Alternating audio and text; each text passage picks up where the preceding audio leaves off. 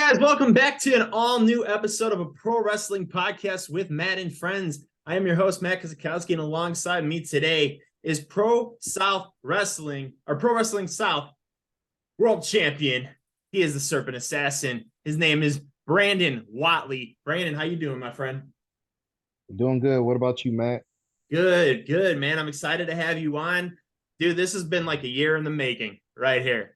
You know, we had this scheduled a year ago. We're here. We did it. We're finally here, man. So I'm excited to have you on, get to talk to you, Pro South champion. Get to hear your story, man. I'm pretty pumped about this one. So let's get started. Pretty much simple here. What got you into pro wrestling? As in what got me into the business or what made me like a fan of it? What made you a fan of it? What made me a fan? So it was like, it's okay. So what made me a fan was one random day in like the summer of 2001. My cousin was watching an episode of SmackDown, and the main event was The Rock and Kurt Angle versus the Dudleys. And I walked in on that match. And I'm a big fan of like martial arts or any type of fight combats. So to me, it's just somebody getting beat up, and I'm just here for it. And the match ends with the Dudleys putting The Rock and Kurt Angle through tables. And mind you, I walked in on the match like pretty late. So I already knew who the heels and the baby faces were, and I didn't even know any storylines, no nothing. This is my first time seeing it, and I'm just engaged because I like to see action. And 8-year-old me is like, I got to do that because I got to beat those guys up. That's just what I thought. I love I that, don't man. know. I love I that. don't know. It's So, goofy, but I just kept on watching the product. And as time went on, that's when I started actually paying attention to who who is who, like who what care who does what. And that's when I became a big fan of Booker T and RVD real early. so what did you think when they won the tag team titles together? Booker T and Rob Van Dam. Yeah, Oh yeah. Um you I must was have been pretty mine, pumped about that.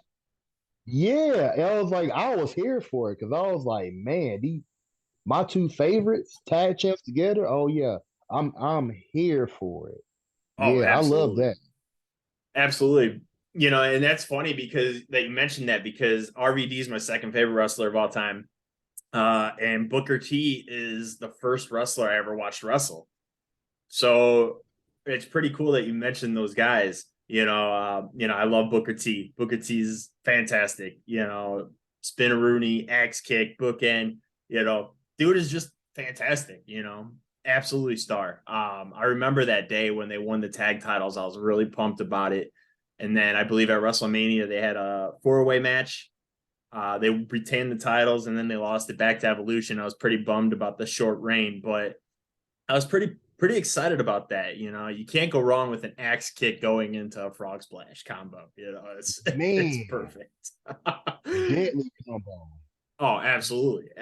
And I mean, we're going to talk about your scissor kick, axe kick in a little bit here later on, but nobody hit that axe kick like Booker T. Perfect, perfect, man. And Van Dam's frog splash, can't go wrong with it, man. Such a sick combo. So I know you mentioned Booker T, Van Dam being some of your early favorites. Were there anybody else that you looked at as like a favorite that made you want to do it? Um, no, not really. Like I said, those two were my favorites, and everybody else, like there were some guys I liked, there were some guys I didn't care for. I just dealt with it because well, they was there. Um, but as far as like getting into it, it was Booker T. But it wasn't even what he did at the ring is what made me want to get into it. It was his backstory. Oh yeah, absolutely. That backstory was amazing. I mean, knowing the story he had, dude, he should have won the world title against Triple H hands down. There's no question at that.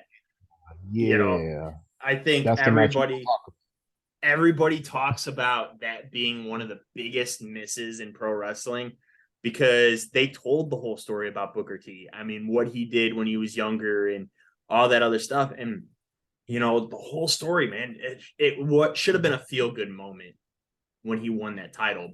And unfortunately, they didn't pull the trigger. And, you know, WrestleMania, it would have been Booker T's biggest WrestleMania moment.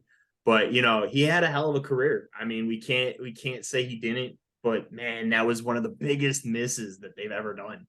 Ever. Crazy. Yeah, yes. Something that a lot of people don't pay attention to, and I figured this out by just simply playing a SmackDown versus Raw 2008 game. You know when they doing a loading screen and they'll show different superstars and their accolades. Yeah, yeah, yeah.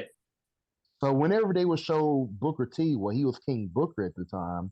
When they show his accolades, looking at everything, he was the only person alive to be a Grand Slam champion in both WWE and WCW. Oh shit. I didn't realize that at the time. That's an awesome thing. I've never actually realized that until you just mentioned that. I mean, Yeah, shit, I've watched a lot of pro wrestling and I never realized that. So thank you for telling me that because I would have never guessed that in a million years. yeah. I guess because most people, most of the people that I know that are wrestling fans, at some point in time, they were WCW fans.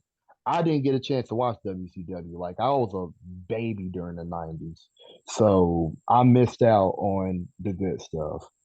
And then there's the part of WCW that everybody hates. So I guess people just try to just forget about it and just remember the good times, but they don't see like all the small details and stuff Oh and yeah. how like certain people accomplished a lot before they left. And Booker T was like one of them people that like won everything over there, Oh yeah. then got the WG, and then he won everything Over over there. there. It's just everybody wish he would have won a belt at WrestleMania, but it is what it is. If you really think about his accolades too, because I think when he went over to TNA, he also won the tag titles there. He won the television title or whatever they had it named at the Legends title, I think. And then he won wasn't he world champion there too for a little bit? I Nah, think. he wasn't world champion. It wasn't official. Him and Samoa Joe had that match, Yeah. and and the match was basically a no contest because the referee got knocked out. But it was around that time where like Sting was questioning if he was gonna retire, but he didn't like the actions of like AJ Styles and Samoa Joe. Yep. And Samoa Joe was like beating the brace off of Booker T. And Booker T deserved it, but Sting was looking at it as in like, look, man, this one of the OGs. You can't treat the OGs like that. Oh And then yeah, he for laid sure. Samoa Joe out, and Booker just left with the belt. So he was never officially champion. He just held on to the belt, and Samoa Joe let him hold it just just to intensify everything, like personally. Like he told him, he's like, nah, I'm gonna let you hold on to it because just know when we had this rematch, it's gonna be bad for you. So I'm gonna let you hold on to that. I remember that vividly now that you mentioned that because I thought that's when he won the world title, but I didn't remember the ending, how that played out. It would have been cool to see him be the first Triple Crown champion in WCW, WWE, and TNA. I mean, if anybody deserves it, it's Booker. Um, you know, Fantastic, man. Have you ever thought about going to Reality or Wrestling? Have you ever tried to reach out to them? Um, did I ever send a I think every time I thought to send an email, I was always like doing something. Then I forgot. But there was this one time Booker T was having a seminar in Rome, Georgia. And a booking that I had that day originally got canceled the day before. So I Oh, went to the seminar, met Booker, met my idol. super Mm, cool.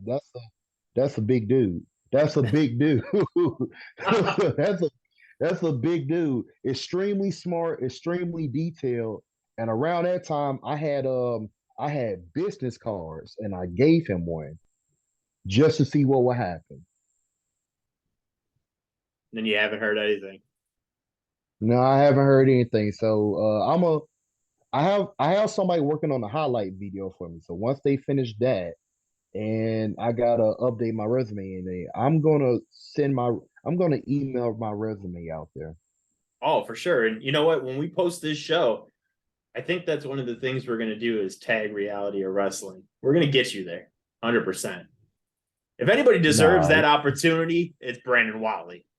I mean, dude, I was watching some of your matches just before, we did this show just to kind of freshen up and stuff. And man, whew, the agility you have, man, for your size and the striking, man. Here's the thing: people talk about strikers and the best strikers in the business.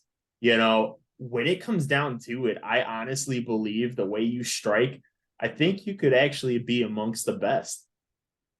Just watching you, the way you move in that ring, like I can see you being one of the most talked about as a striker. I think more people need to recognize and realize who Brandon Whatley is, and we're gonna see it.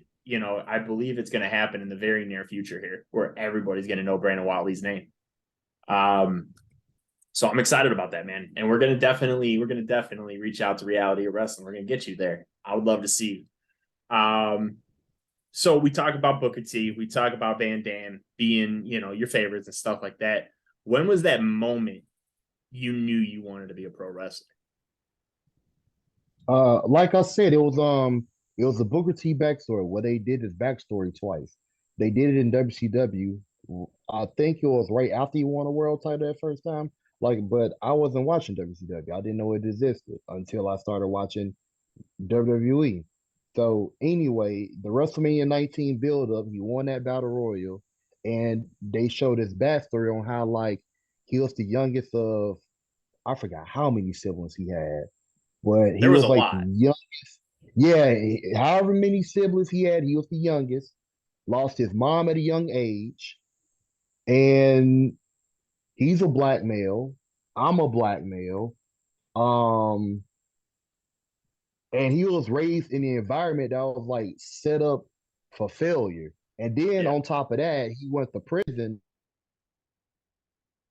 Me off guard. I was like, wait a minute, my man's out here committing crimes. Like, whoa, what's going on? Yeah. And he served his time, paid his debt to society, and as soon as he got out, Stevie Wade got him in wrestling, and then it was all set from there. So around that time, I was 10 years old, living in the projects with my mom. It's just me and my mom. Just me and my mom. And I didn't know my dad yet. I haven't met him yet. I mean, I know him now, but I didn't meet him yet At that time. then, Yeah. at that time. But the only father figure that I had, which was my grandfather, he died when I was 7. So the stuff they were saying about Booker T, I thought I could kind of relate, except I never committed armed robbery or any type of Right. Right. crime. Right. Right. So when I seen that, and most of the time when a black male goes to prison, he usually goes back when he gets out. Yeah. He got out, he didn't go back. He got into wrestling, turned his whole life around, had this excellent career, and nobody knew about it until I guess somebody was like, dude, somebody needs to hear your story. Like people need to hear your story because that's kind of important, which it Oh, is. 100%. There's no telling how many black kids he inspired based off of his story. That's just like, man, if he can get through that, I could get through my situation and do good at life. And that's just what I thought. I'm like, if he could get through that, I could get through this. Matter of fact, I could be a wrestler too. And I could be good at that.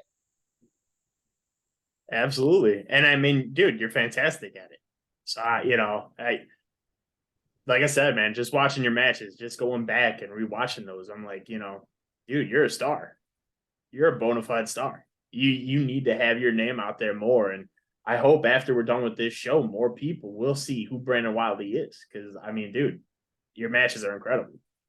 The skills you have, I mean, I'm excited to talk about where you train. I want to know that for sure.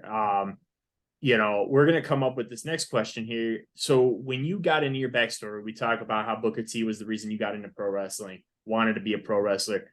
How did you come up with your wrestling name, and how did you get the nickname the Serpent Assassin? Um, I was just testing out different stuff. So as far as the Serpent Assassin moniker, um, I've always been interested in like ninjas and assassins and stuff of that nature. And characters that I gravitate to is, Tommy from Power Rangers, Darth Maul, and a couple of Naruto characters. And then there was another and Reptile. And Reptile. I gravitate to Reptile and a little bit of Sub-Zero and Scorpion. So, and I thought if I could try to take a combination of those things and put it together and see what happens. And then one day I was just watching just random matches from like 2018. And a lot of stuff I was doing was like in snakish ways. Yeah. Like I didn't know I was doing it at the moment. And I was just like, why did I do that in such a sneaky way? And I did it in a lot of matches. Yeah. So then so then I just thought like, well, I move like a serpent here. So we're gonna stick with that. And like I said, I was always interested in assassins. And if anything, I would like to be an assassin myself. So that's when I was like, so I do stuff in a snakish way. I think like an assassin and I act like an assassin. I do stuff like an assassin. We'll just go with Serpent Assassin. Love it. That's absolutely awesome. Now, have you played all the Assassin's Creed games? I have not. I've the last one I played was Black Flag, and I had absolutely no idea what I was doing. And just randomly, I just stopped playing the games. Like I couldn't figure out the first one. So I just went straight to two just to see what would happen. Was able to connect with that, play that, beat that, play the whole Exio trilogy. Then there was three with Connor. There was Connor, right? I think so. Yeah. Yeah, so it was Connor. Yeah, he was a Native American. And that was my favorite one. So then I tried out Black Flag and Black. I think it was something with the controllers. It was something about the controllers and the missions was weird. I didn't even get past the second mission. So I was like, yeah, I'll come back to it. And I just never went back to it. And this was like 2017 or 18. And I just never played Assassin's Creed again. So I'm Then they put curious it. on the first one, you said you stopped playing the first one. What part did you decide, hey, I'm done? Because I did the same thing. So I'm curious where you said, I'm done. I can't do it. I don't even remember because I was just I was I don't even know what the mission was. I don't know the objective. I was literally just walking around, but I know I had to go to like another town. So I just went to another town and I was on a horse and randomly it zooms in on the conversation. And I'm like, huh? What just happened here? No, So definitely. then, so then the conversation ends, and I think I was supposed to follow the dude. I don't even remember what happened after that. I think I followed him and it got caught. Something happened, and I was just like, yeah, I'm done. I quit. I was like, I quit. This game is not clear at all. But my mom bought it for me for Christmas, and she had Assassin's Creed 2 sitting right there, and I was like, out of curiosity, I'm gonna play 2 just to see what happens. But that one is plain and simple, Yeah. and it actually explains stuff, actually tells you what to do.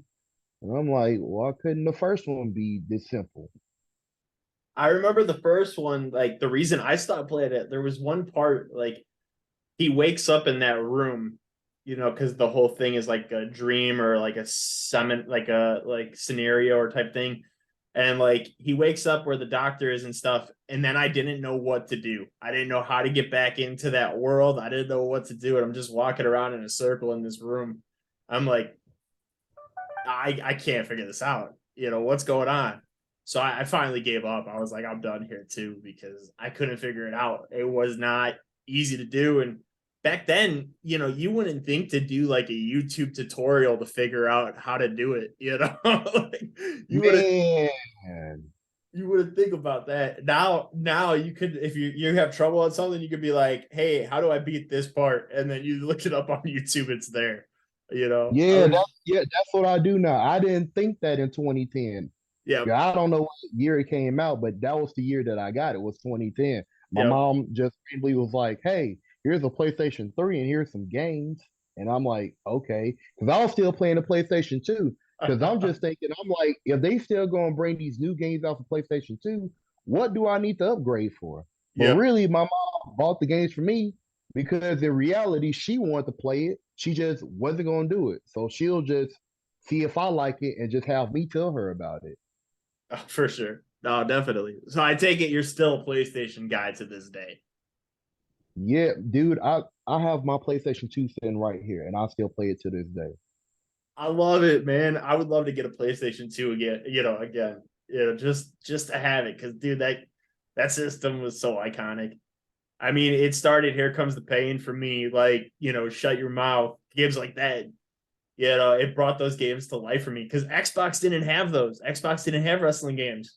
It was always PlayStation to begin with, you know. Yeah, And I remember by the time, Xbox I think came out with one, and it was awful.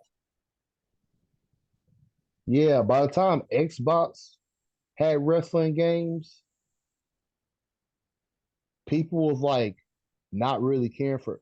People was almost on the verge of not caring for wrestling games until the SmackDown versus Raw series. Oh, What for was it? So sure. Xbox had that first Raw game, and it was absolutely terrible. And I never heard nothing about it. I just seen it in a store and just got it just to play it because I asked my mom for an Xbox because for some reason Xbox has exclusive games that I Yeah. wanted to play. Can't have PlayStation 2. So let me get that game. But then there was WWF Raw, and I was like, okay, well, I never heard of this game. Play it, and it sucks. But then I go to my dad's house, and he has Raw 2. And Raw 2 was dope. Yeah. And I'm like, all right, well, that's decent. At the same time, I had a GameCube. So there was like the WrestleMania and the Day of Reckoning games. Day of Reckoning 1 was not bad. Day of Reckoning 2, I was not a fan Yeah. of. I don't even remember Day of Reckoning 2. That's how bad that is.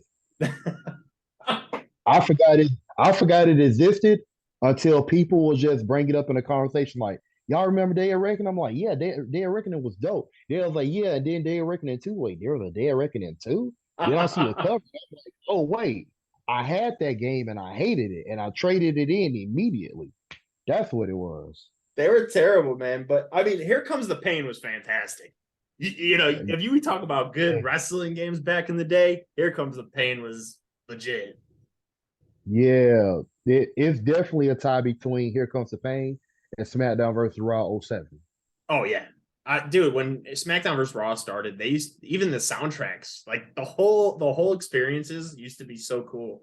I mean, I wish they would go back to doing it, but I love the graphics of 2K. So I'm like, if they could give us the graphics of the SmackDown vs. Raw series and do that again, I would love it because those were my favorites. When they started coming out with the 2K, like they changed so much, and then 2K19 or was it 2K20? 2K20 was awful. I don't know if you still play wrestling games, but 2K20 was awful. I And still play wrestling games, just not the new games. I play SmackDown vs. Raw 2007. there you go. Yeah, I'm basically stuck in 2006. So I'll just the PS3 that I had, I gave it to my cousin. Hey man, I I had, love it. I had I had a younger cousin. He was like, "Hey man, so I want to play something on a PlayStation 3." And I was like, "All right, I'll drop it off." And I went over there. He wasn't there, but his little brother was there. And I was like, "Hey, tell D that bag on the bed is for me."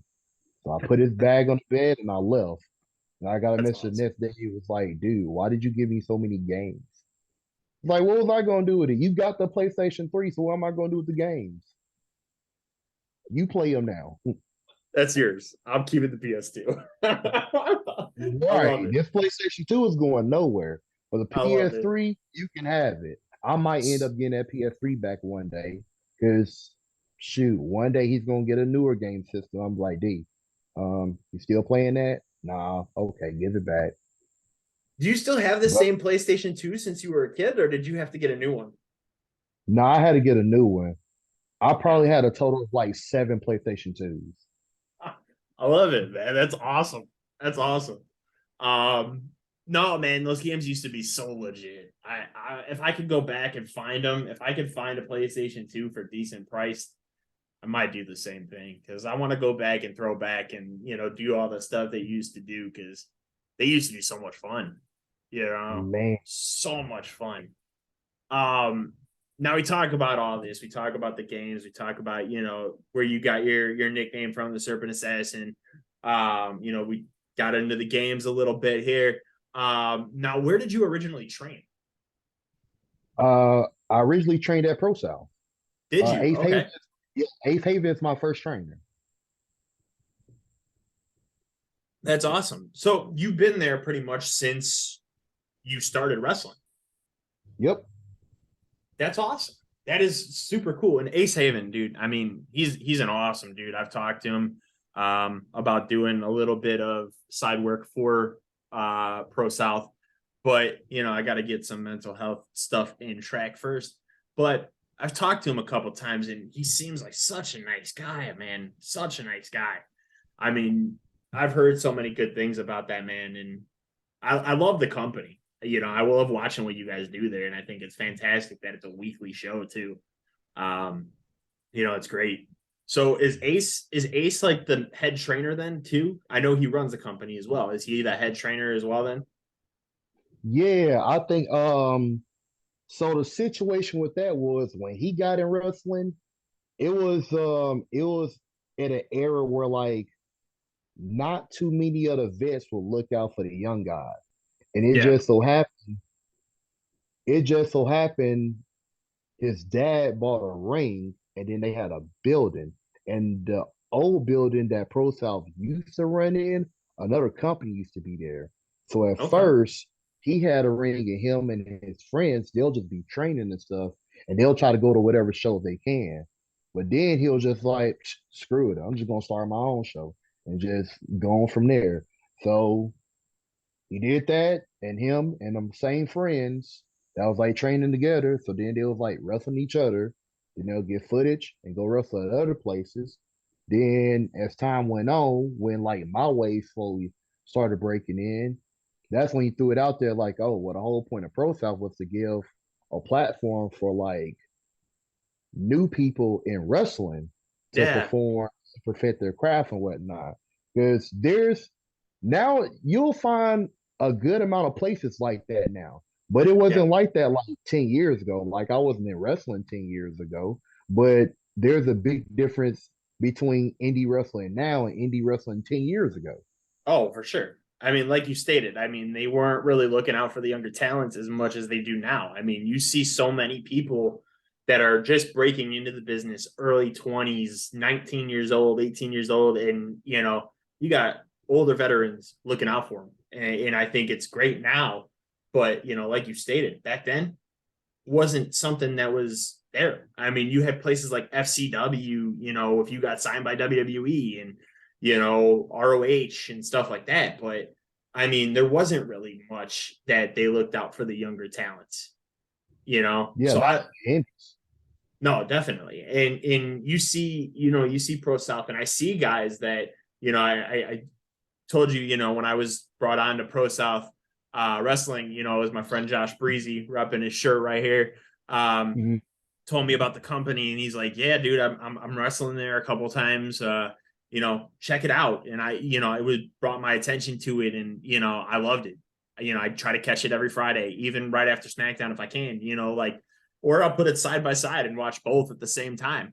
You know, but it brought my attention to so many people, like I said, yourself and Ace and Aaron Dallas, I know I seen him on the showcase, but it brought more eyes to him. And, I love what you guys do there. It's incredible. And you guys have special events and, James Hardy, he's, your guy's a ring announcer, but he also wrestles, it's cool to see all that stuff, man. And, Pro South, I think, is a company that definitely needs more eyes on it because what they do there is definitely special. You get guys that come from the Nightmare Factory or Rhodes Wrestling Academy showing up there, brand new to wrestling. They're giving you guys, giving them a chance, and they're making their ways and doing their thing. I love it. It's absolutely incredible. You don't see that everywhere, but you still see it places now. You see it places more than you used to, for sure. Mhm. Yeah, Um, and um, Pro South Wrestling really helped the wrestling landscape for the state of Alabama. Because there was a point in time where Alabama was not looked at positively when it came to wrestling. Well, independent wrestling. I didn't know that when I first got in because I didn't know how things were. But when I got in, the landscape was on the verge of changing and yep. changing at the same time. Interesting. I mean, so I don't know anything about, when it comes to the state of Alabama, what was the whole reason, like, while wrestling wasn't really wanted there? Is there a specific reason? It's not that wrestling wasn't wanted in Alabama. It was just like it's just so on the independent circuit, you got good shows and you got bad shows. Alabama was just mainly had a lot of bad shows.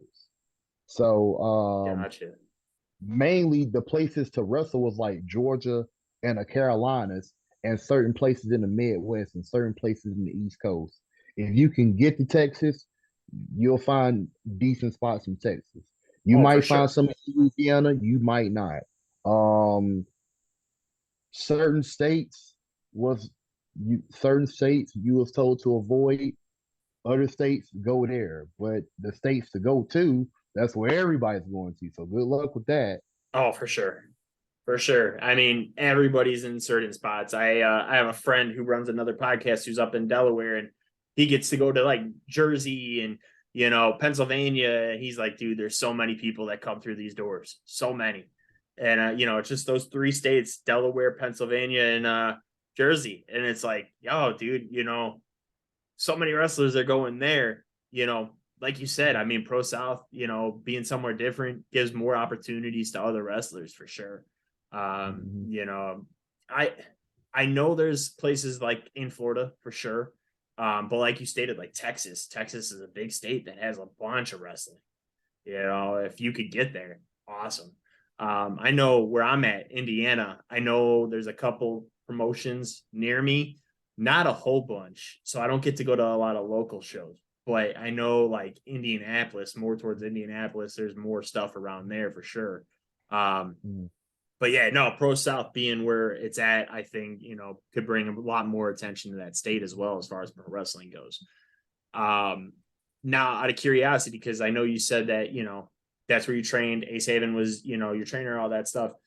How did you get to Pro South? Like, how did Pro South come into your lab and that's where you ended up?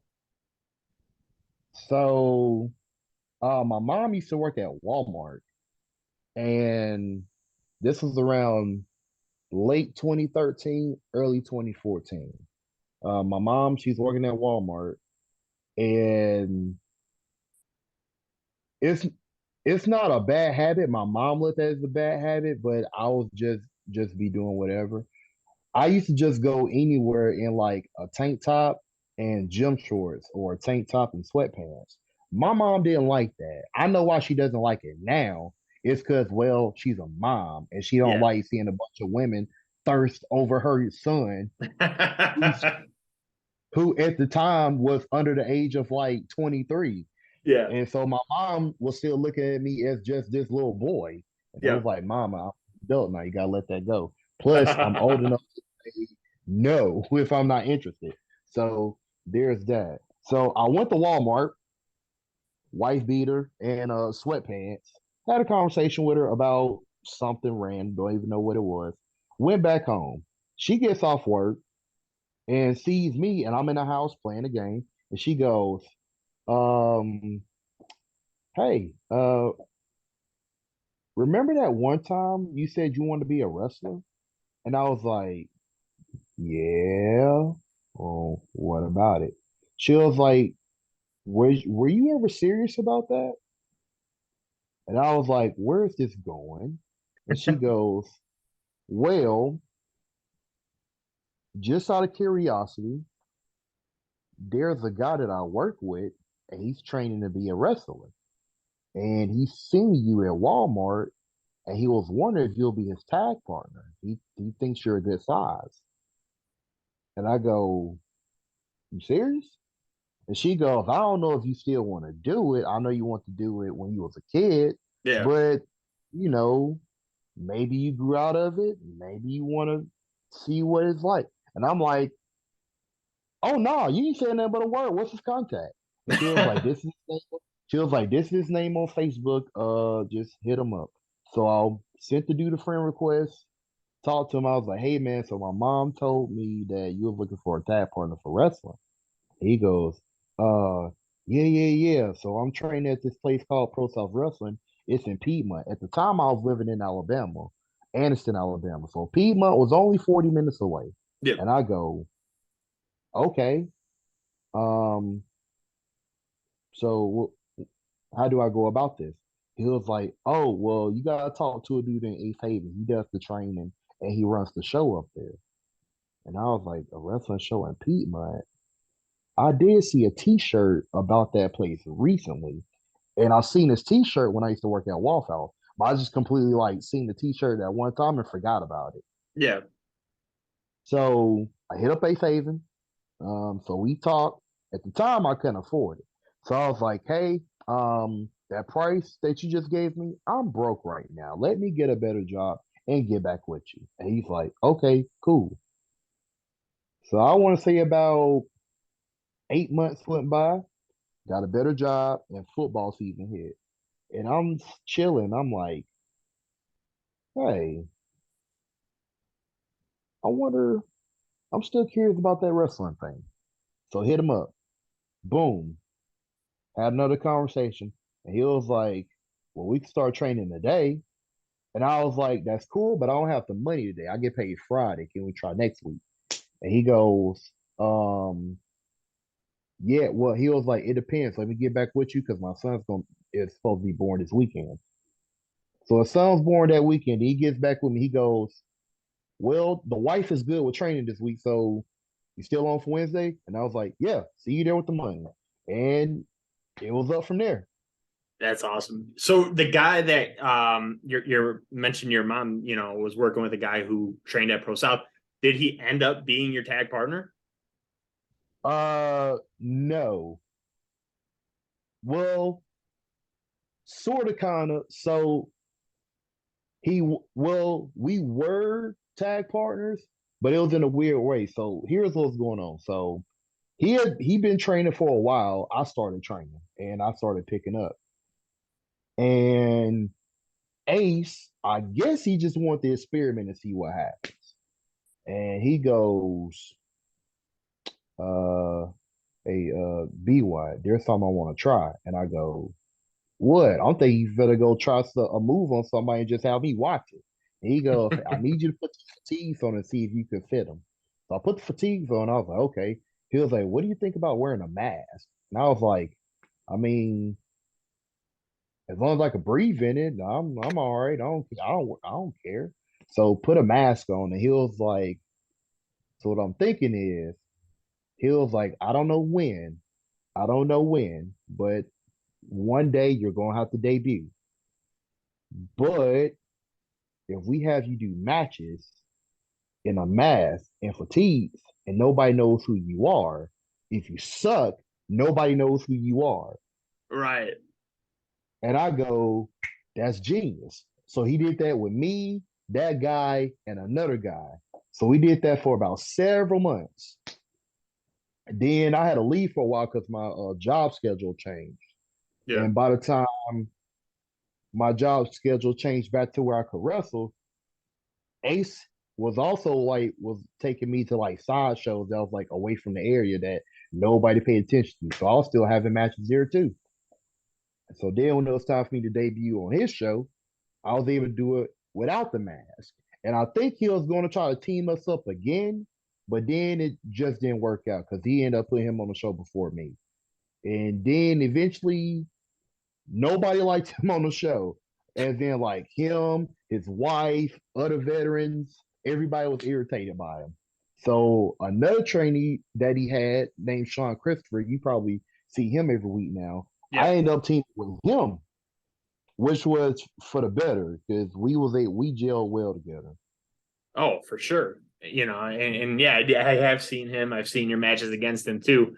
Um, you know, I mean, that's an awesome story, though. I mean, just getting to where you got and, taking the time for sure, and I've never heard somebody tell me the story of they started, wrestling somebody under a mask just in case they weren't ready. I've never had somebody tell me that yet. So that's actually really a unique story because that makes a lot of sense because you don't want to come out there and everybody sees who you are if you're not ready yet. That whole idea that's a genius concept. I don't know Yeah, why more people don't. I don't know yeah, why more that's the people most don't think of it. yeah, that's the most genius thing ever because it's like if because like I said, I could do some stuff and then there was some stuff I still had to learn. So it's like at least under a mask of fatigue and nobody knows who you are except the few people that you might tell to come to the show, then you don't get exposed. Oh, for And then sure. not only that, because we were so new, a lot of people knew our limitations. Well, they knew his limitations. I didn't know my limitations yet. I was just like, I could do some stuff, I could take some stuff. They was like, well, they could do some stuff with him. They rather not take anything from him, except maybe like a scoop slam, because well, he can do that. But then eventually he stopped doing that correctly. So then everybody was like, nah, we don't want to deal with Oh him. no, for sure. I mean, uh, just like I said, man, genius concept. I don't. More people need to do that. So when your training came and everything like that, was it easy? Because watching your matches, man, your agility for your size is just you see that in some people. You don't see that often. And people say, "Oh, look at the agility for him," and when I watch it, I see it, and I'm like, eh. But with you, like I see the agility, and it's flawless. So how did you get so agile for your size, man? Like, is it just something that came natural for you, or like did it take practice and practice? No, it came natural. Now, as for the size, I don't know why I'm still agile like this because I was not always this size. When I graduated high school, I was 185 pounds. So I was already athletic and agile. Plus, I played sports in high school. Yeah. I played football and soccer. But then I graduate, go to college. A year goes by, I get a job at the Waffle House and I wasn't going to the gym. And nobody warned me that if you get a job at Waffle House, to don't eat their food often because you would gain a Waffle House weight. And that's what happened. I gained this was back in 2012. I gained the Waffle House weight and it never left. Oh man. I mean, dude, Yeah, I watch it. It's crazy because when you start your matches, you do that front flip roll, and I'm like, dude, I've never seen somebody in a wrestling match start almost every match like that. Like it's cool. It's seeing that. I'm like, shit, dude, this dude's quick. Like it's just so quick. And not like I'm on the not saying roll like, into the stands. yeah, dude, like it's perfect. I'm like, dude, shit, like you just roll through and then stand. Like I'm like, shit, man, that's awesome. Like I've never seen a wrestler do that so often. It's so cool. It's so unique. It gives you that, like difference that more stand out. Um, as far as like the striking goes, we talk, about your love for assassins and stuff. I mean, did you ever do like mixed martial arts and stuff like that growing up? Or did that just come natural for you too? Growing up, no, I wish my mom would have signed me up for like martial arts and stuff. But no, when I when I got in wrestling, I actually had no clue what I was going to do when I was putting my moveset together. But Ace said one time, he was like, you need to come up with something. When it comes to your moveset, you need to be able to do stuff to everybody because everybody's going to be different sizes. Yeah. He was like, everybody isn't going to be small. You're going to have big people. And at the time, I'm 6 foot 230. And I'm thinking, oh, well, I'm going to be a small person out here wrestling. For some reason, my mind was like in the 80s. And Yeah. then, like, I'm going to be wrestling. Everybody that I'm work with is going to be bigger than me. So that's when I came up with the mindset with, okay, well, growing up, when I had to fight, I wasn't good at punching. My punches was weak. So I always had to kick people off of me. Yeah. So I'll just kicks. And I started watching a lot of X-Pac RVD and of course Booker T.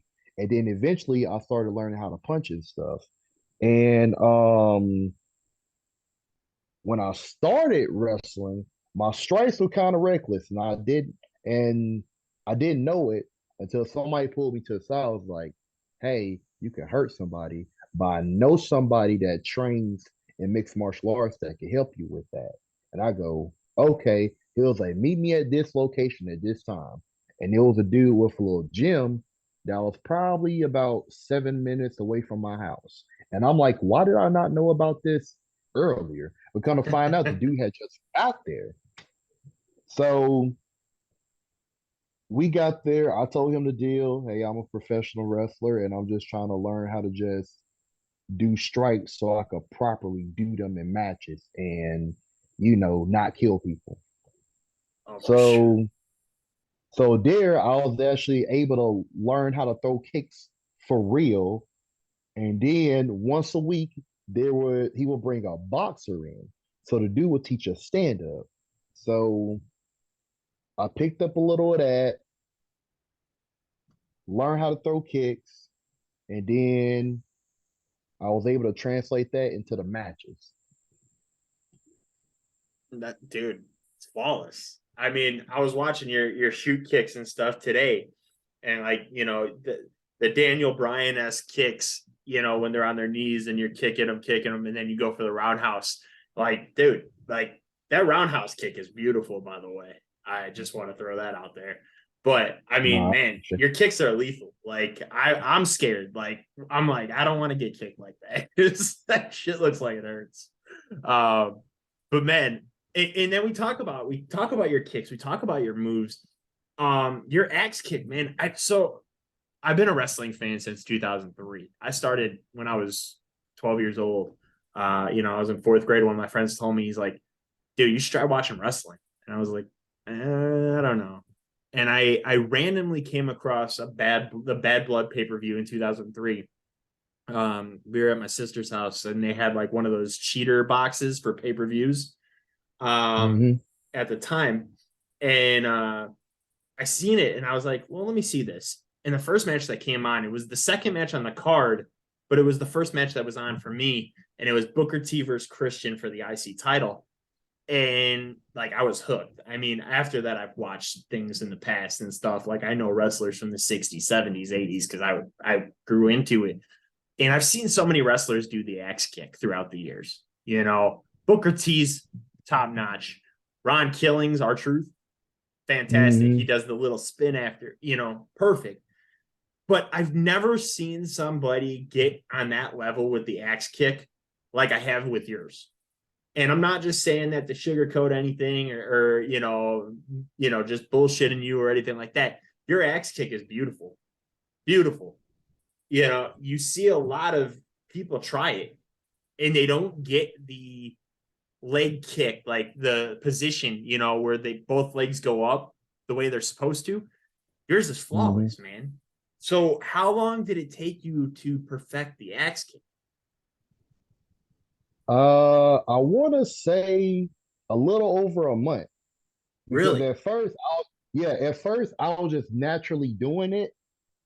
And one time during a training match, I went to go do it on Ace, and the leg that's supposed to connect with the back of the head, bringing it up. I kicked him in the forehead by mistake.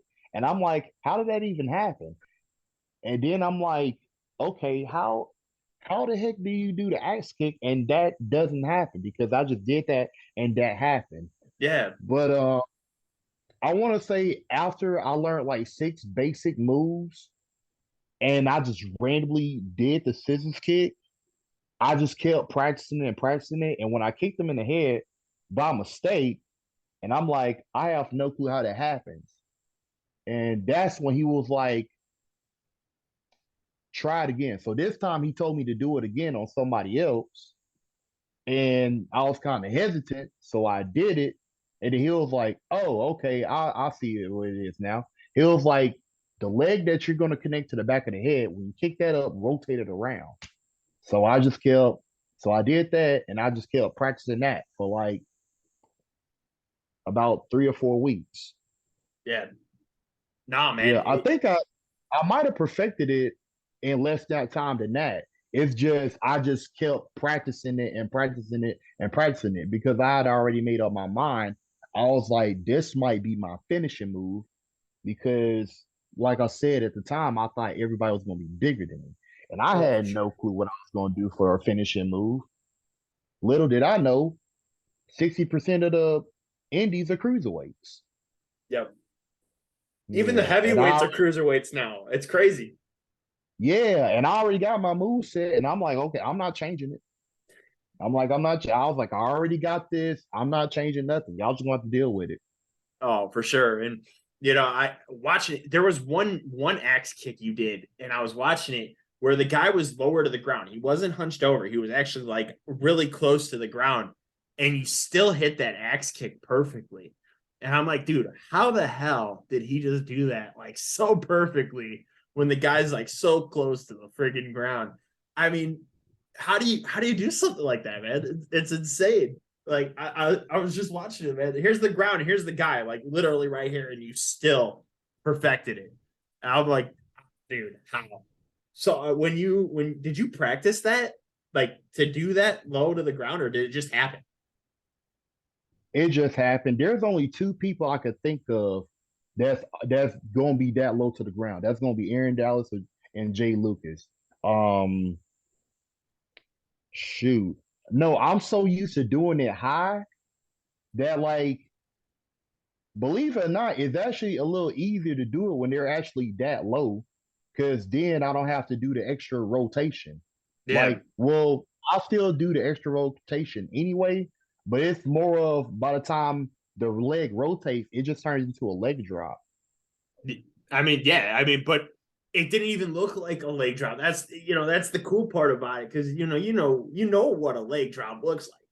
This was like a Right. perfect axe kick low to the ground, and I was like, "Holy shit! I've never seen an axe kick that low." I'm gonna try to remember who the guy was, and I'm gonna send it to you. Match that I'm talking about exactly. But like, dude, I was watching. I was like, "Shit!" Like I've never seen it. I've always seen him hunched over and then kicked. But like, dude, shit, perfect. I mean, if anybody's listening to this and they want to see a beautiful axe kick, watch Brandon Whatley's matches. Fantastic. Now I've seen your matches. You worked as a heel, you worked as a face. Do you prefer to be a heel or do you prefer to be a face? It usually depends on the person. Most of the time, I prefer to be heel. Is that something you always wanted to do before you even started wrestling? Like when you pictured it, like was it always heel? Or when you started getting into it, were you more comfortable with being heel? Um, when I became a teenager, I just assumed that I would be an okay heel because my classmates were so annoyed of me. I love it. I love it. But then but then I get in wrestling and there's a good percentage of people that like me. So then I'm confused. I'm like, wait a minute. These people I went to school with are annoyed with me, but these people like me. This is weird. Why? They But probably thought the same thing. You'd be great as a heel. so yeah, so Um, when I first got into it, I was like, yeah, I could be a heel, but I had to learn first. So I couldn't just go be a heel. I had to learn it first. So I had to, start out as a baby face, learn how to baby face. Then when I became a heel, I thought, well, if I just be vicious and violent, people will hate it. Oh, for Some sure. people hate it, some people love it. So I'm like, okay, I'm doing something wrong because some people like this. I don't like that. But some people just like violence. Oh, for But then sure. I had to learn. I not only do I have to portray that I'm getting under this person's skin, I have to get under the fan's skin too. Oh, for sure. And it's hard, man. Like I remember growing up watching wrestling. I mean, so out of curiosity, I'm gonna ask you this first. Who was the first heel in pro wrestling that you were like, that's the guy right there? The first he That's shoot. Hmm. It's a it's going to be between Edge and Triple H. Now I hated Triple H in '03. Like I said, I started watching wrestling in '01. So I missed the first Triple H heel run that was like legendary. But Oh, for then sure. that 2000, but then the Evolution Triple H, it was like that annoyed me. And then as time went on, and I'm like, nah, I don't like him, but I like him because I hated his tactics. Oh, But for when he sure. gets on, but when he gets on the mic and speak, and he speaks the truth and the whole truth and nothing but the truth, then I'm like, I, I'm mad. He But ain't he's wrong. making, he's not wrong. So he I was love it. really like, he was really one he was probably one of the only heels that I disliked, but I gravitated to at the same time because the other heels they kept presenting, there was something I liked about them. Like when they tried to turn Booker T heel, well, not try, but they did. Like when they turned Booker T heel, I'm like, man, that's my dude. I can't hate Booker T. Well, who was another heel that I couldn't hate? Um, Edge, I just couldn't hate Edge Yep. because I gravitated to Edge when he was a baby face. So when he's like, man, I deserve a world title, I felt that. So I'm Oh, for like, sure. well, I can't hate him. Then he turned him heel, and I'm like, still don't hate him. But then he did the deal with John Cena and started being a menace, and I'm like, nah, nah, I still can't hate that. When yeah, when Randy Orton was a heel, when the first babyface flop, the first Yep. babyface run flopped, and then he turned him heel again, and I'm just like, well, let's see. I only hated Orton when he feuded with Rey Mysterio. That was it. I couldn't hate him after that. Then after that, Are you talking about when he started fighting for the title after he lost it to Ray? Like during that little period? yeah, it was the angle between him, Ray, and Kurt Angle. Yep. Like I couldn't stand Orton then. It was like I didn't hate him during the Undertaker feud, but then he did Rey Mysterio dirty. So that I was mad about that temporarily until he came back from his injury, and I'm like, nah, he's justified for that. Yep. Nah, he's just nah, Yeah. he's justified for that. But the Or second he targeted Triple H, and Triple H is a babyface by this point, I go, nah, Triple H deserved that. I didn't forget what he did in '04. He deserved that. He deserved it. This is it. Randy Orton's life going to hell is his fault. He deserved it. Him and Edge killed DX. I'm here for it. This is all Triple H's fault. Yeah, oh he man, ruined everything. rated RKO Yes, was such a beautiful thing. yeah. You, So most heels I couldn't hate because there was something logical behind why I couldn't hate them. oh, for sure. Like, No, definitely. And it's crazy to think because like I was saying, like I started watching wrestling in '03. And I hated heels. Like I was more like, hey, babyface, babyface, babyface. Like I wasn't a fan of Shelton Benjamin until he beat Triple H on that Raw. Um, I knew his athleticism, but I didn't appreciate it back then. Like I hated heels. Um, the first two heels that made me appreciate heel work was MVP and Mr. Kennedy. MVP just something special about him. I gravitated towards him. Like when they started chanting Power Rangers at him and stuff like that, I was like, hey, Power Rangers, cool. But like, man, you can't hate MVP. He's just too You good. really, He's yeah, just it's too like, good. you can't hate MVP. That really, I think this whole generation agrees that none of us can hate MVP. Mr. Kennedy was annoying to me because he was always loud, and I was like, man, he gets on my nerves. But MVP, and I'm like, wait a minute, why am I supposed to hate him again? Because Yeah. he reminded me of like our generation's favorite athletes. Yes. Allen Iverson, 100%. Shaquille Terrell Owens, Yep. Chad Ochocinco, and then there's like some more other people he reminded us of.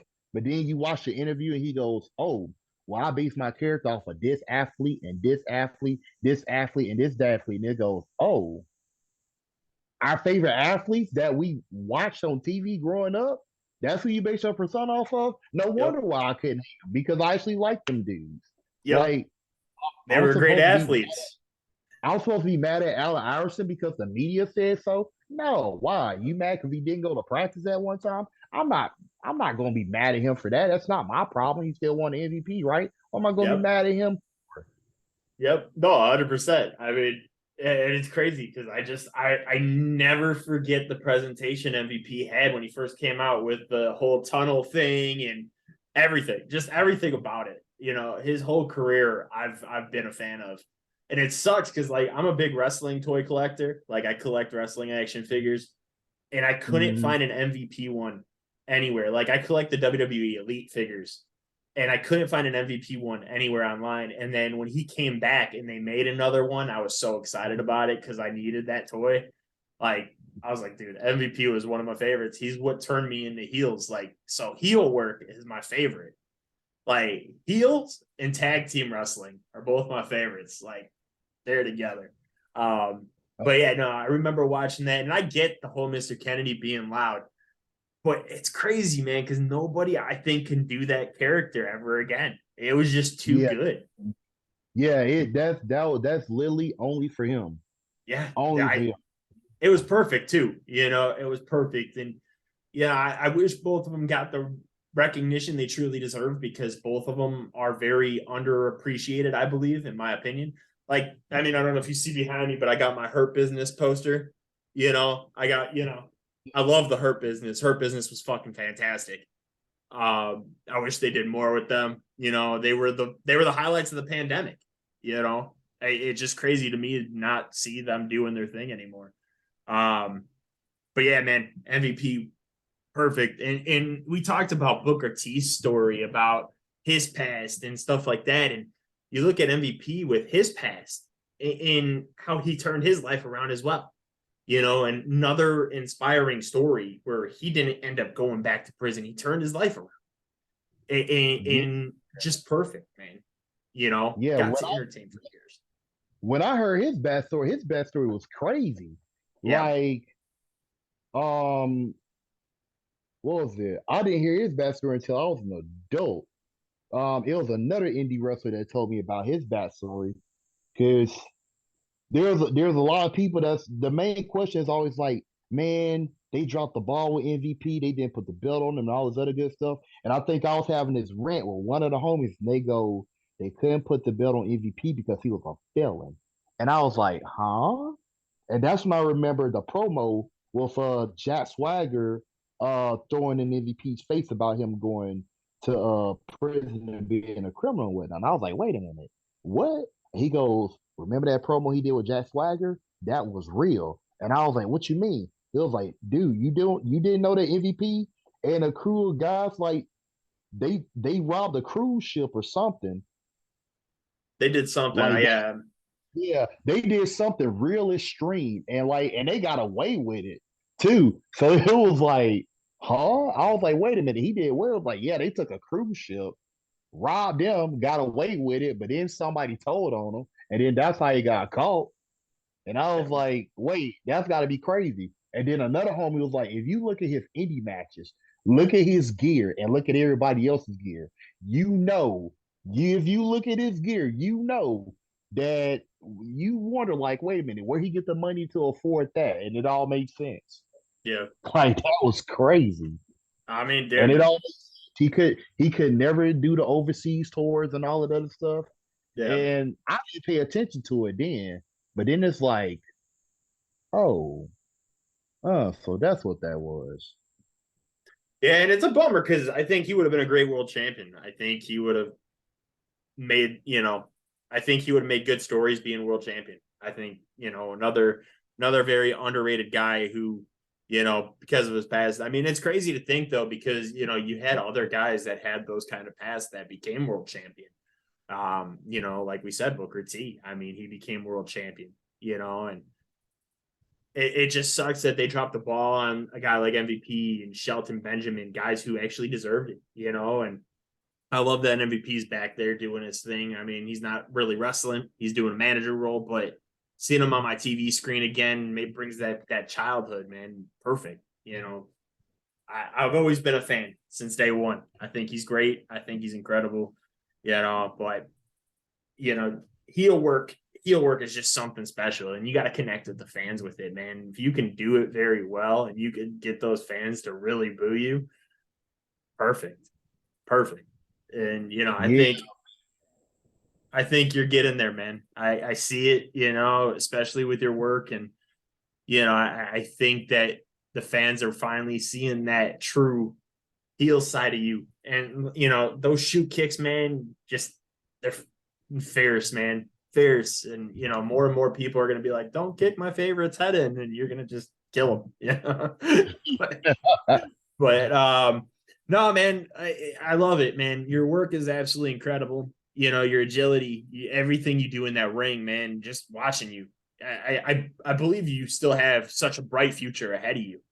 I would love to see you, like I said earlier, see you in reality of wrestling. I would love to see you, be able to be there side by side with Booker T and get to be there as well. I truly believe you deserve those opportunities. Is there any specific company that you would love to wrestle for that you have not worked for yet? are we talking about the major companies? And so we could talk about indie and then where you would want to be if you got signed to a major company. Uh, to a major company, it really wouldn't even matter at this point. Like growing up, everybody wanted to go to WWE because, well, that was the main thing in town. But now you got the E, you got Impact, Ring of Honor is AEW. kind of like side by side with AEW right Yeah. now. Well, because they're the Um, same company, yeah, and they flip their talents back and forth. But yeah, I mean, shit, dude, I would love to see you in Impact. Impact, I think, is a very underrated promotion.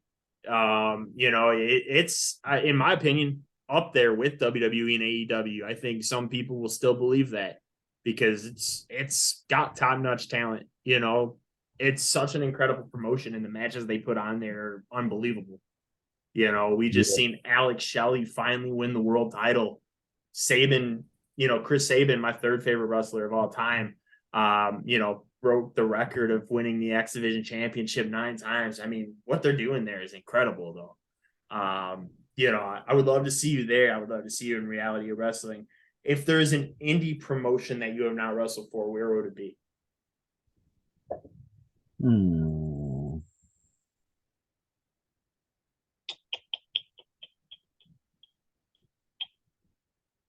I don't know if I wouldn't say a specific promotion, um, but there is certain areas that I would like to wrestle, like that upper East Coast area, the Midwest area, and the West Coast. I don't have a Pacific company that I wanna wrestle at, but I would like to wrestle in like certain areas Certain where states. it's like, yeah, certain states, certain areas where it's like populated with like good wrestling. The thing that sucks is it's really hard to get in those areas. Cause Oh, for like I'll sure. like see my resume, I'll send my resume and my video and whatnot. Somebody might get back with me, somebody might not. Like I had a homie. He lives in Atlanta now.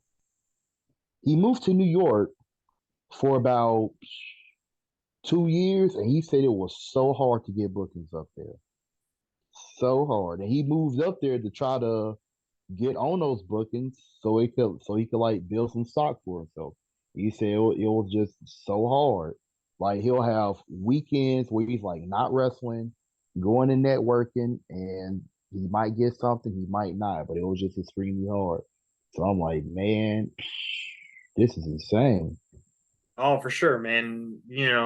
Once again, it's like, you don't have those, well, you do have more veterans now looking out for the younger talent and the talent that are coming up and doing their thing. And, I think now, if you know the right connections and stuff, easier it is to be those places for sure. Um, and like I said, I mean, just doing like these, man, and just tagging places and stuff and getting your story out there. I mean, I think to me, that's a big help, trying to get your name out there, just telling your story. I mean, I loved hearing this story. I think your story is fantastic, getting to where you wanted to be and, you know, not giving up hope and learning and, your backstory of why you wanted to get into pro wrestling. I think it's incredible. I really do. And I really truly believe that you are another name that's going to be the future of wrestling. Somebody that I think people should be talking about more. And we're definitely going to hear the name Brandon Whatley for years to come. Um, Brandon, I really loved having you on the show. I thought it was a great time. Enjoyed talking to you. You want to tell the fans where they can find you at on social media? I could be found on Facebook at Brandon Whatley. Um, I always forget my Instagram. I could be found on Instagram at Brandon Whatley 92 or the Whatley Brandon 92.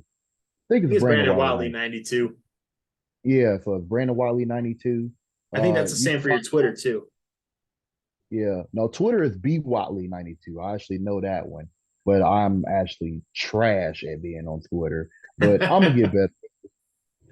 Hey man, you And know what? You have an outlet, right? Instagram, you got Facebook, we got you on socials. So we'll definitely be looking out for more Brandon Wiley in the near future here. Guys, if you're listening, tune into Pro South Wrestling every Friday night. Check out their world champion here, Brandon Wiley. They're doing their thing. Brandon's a star, man. Brandon, thank you for coming on the show. It was great having you. I enjoyed this conversation. Look forward to see what you do in the future, man. all right, thanks for having me, Matt. Absolutely. Till next time, guys. Peace.